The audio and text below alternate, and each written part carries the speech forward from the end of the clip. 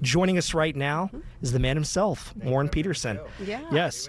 You got to feel pretty good, huh? Yeah. Yeah, I feel really good running on adrenaline. I think I've slept about 3 hours in the last 24 hours. We went to bed late, got up early, and we've been at it all day today. But obviously very excited. Polling does work. We've kind of been following the polls the last couple of weeks, and the results actually came right in line with the polls. So we weren't super shocked by the results, but obviously really excited for the big victory. Yeah, and we did see some ads, with Glassman where he had, the backing of the sheriff and even Trump, I guess. No, no, he didn't have the backing of Trump. Okay. And the reality is we had 10 times as many endorsements. But Okay. I think what happened is with him putting out something, acting like he had the Trump endorsement, he's had to retract several endorsements. There's been a number of things that he said along the way, including things he said about me that were absolutely false. And so I think that's part of the reason why he lost, was because, just a lack of credibility. Yeah, and that's the thing. I mean, for him, I saw a sign one day, and it was like, Rodney Glassman has changed parties 4 different times. Yeah. And I mean, he continues to run, he keeps running, and he keeps losing. I mean, this is like the 6th or 7th time that he's run for something and has lost. It's the 8th time that he's lost. Yeah, in a row. He's been running for 20 years. He's lost 8 times. I thought it was actually 7, but we learned he had also ran for mayor. So it's actually 8 times in a row. And I think that was a big part of it. People want somebody they can rely on. I'm a lifelong conservative. I've never changed my positions. And that was obviously a big part of, I think, people making up their minds. Yeah. And I mean, clearly, your debate, it was pretty heated between you and Glassman. You guys said some things back and forth. He brought up, I just wanted to ask you about this moving forward, because now you're going to face off with Kris Mayes. Kris Mayes has quite a bit of money, but obviously you have to be feeling good. The GOP is going to be backing you, obviously, no doubt. And he had said too that he kind of criticized your record as an attorney during the debate, and said that you became an attorney 3 years ago. So what is your response to that? Moving forward now to the general? It's another thing where he wasn't honest. He was projecting his lack of experience onto me. The facts are this. Out of the 3 of us, Kris Mayes included, I'm the only person who has prosecuted a trial at the state level. So that has been proven by public record. Kris Mayes has prosecuted 0 trials. So when it comes to what this office really is management, it's policy, and it's your legal acumen. When it comes to management, I've managed one of the largest institutions now going into the 4th year, the Arizona Senate. Policy, I'm the only person who's written laws for 14 years, been the Judiciary Chair and the Rules Chairman. So what it really boils down to between Kris Mayes and myself is going to be, do you agree with her extreme views, or do you agree with somebody who wants to run the office that in a way that matches the values of Arizona? Kris Mayes is an extreme liberal. She barely won. People thought she'd go to the middle. She's gone to the far left.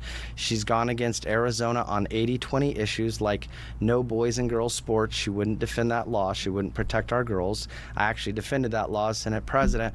Furthermore, she hasn't kept Arizona safe. She wouldn't defend a law that protects Arizonans from sex offenders, another law I did defend and won in court.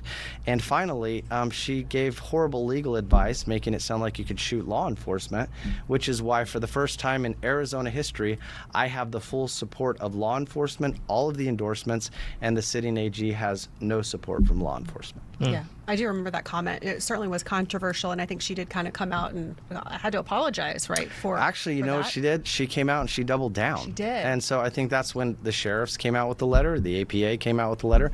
Every law enforcement organization came out with something and condemned her. The Arizona House called for her resignation. The Arizona Senate called for her resignation. That's never happened in the history of Arizona. Yeah. So this is why this is really unprecedented. I have the overwhelming support from law enforcement, from the legal community, and it's why we're going to win this fall.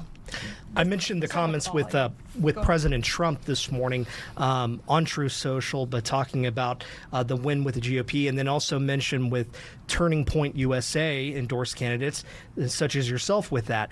I know we had last weekend, there was also the influencer Scott Pressler, who was a big part of the 24 campaign. How did that help you with this weekend with doing those outreach programs that you had, but having the backing of TPUSA?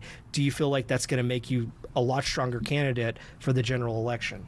Look, having Scott Presler come down and helping knock doors and kind of close things out, that was a nice little push at the end. I think that, made a difference with kind of those last-minute voters, some of your day of voters. What we're really looking at here in the general election is broad-based support. I'm really honored to say, out of all the candidates in the race, I have the most broad-based support. I have support from Republicans.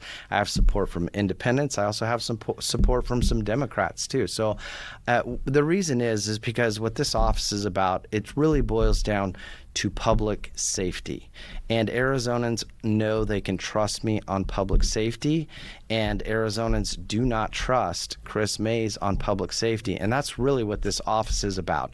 It shouldn't be about political lawfare, which is what she's all about, and it shouldn't be about environmental radicalism, which is all she's about. It should be about keeping Arizona safe. That's my focus and my goal, and it's why I have so much broad-based support. We did talk a lot about Trump endorsements during the primary, and Stan Barnes, who you know extremely well, was on our show last night, and he talked, and actually today too, he was on Fox 10 Talks kind of running down what happened last night, and Mike Noble too, they talked a lot about how Trump's support during a primary is very beneficial this election cycle, but that in the general that it might not be as helpful depending on how people are feeling right now with the war in Iran, gas prices up. Do you feel like that could hurt you potentially in the fall, or do you feel like you are, as you said, you represent everyone, and you want to bring more people into the tent rather than maybe hardcore MAGA? Well, to be clear, I didn't get the Trump. Trump said I would be a leader that would turn Arizona around this fall. He didn't give a formal endorsement. I would welcome the endorsement. We are in the game of addition here, not of subtraction. So right now we've consolidated the Republican base. We're working with independents, and we're also bringing in some Democrats that are business friendly, they're public safety friendly. That's a really broad base, and it's plenty of voters that are going to support our campaign for a victory in November. Okay. Yeah, and it's all about bringing people into the tent. That's what it's all about. And I know that Andy Diggs there's already been some talk too about kind of how he's trying to do that moving forward, especially in the general election.